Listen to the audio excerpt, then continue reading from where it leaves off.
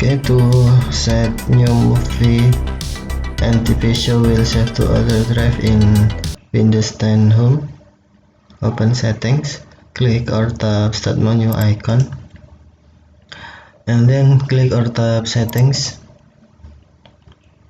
select system,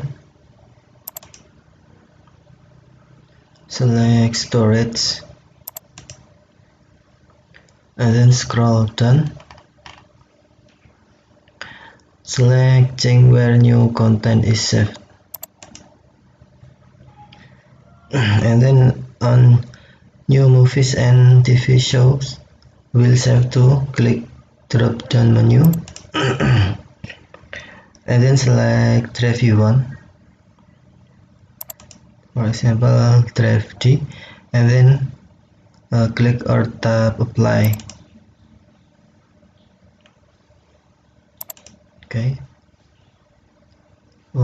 default save to drive C window. Thank you for watching. Have a nice day.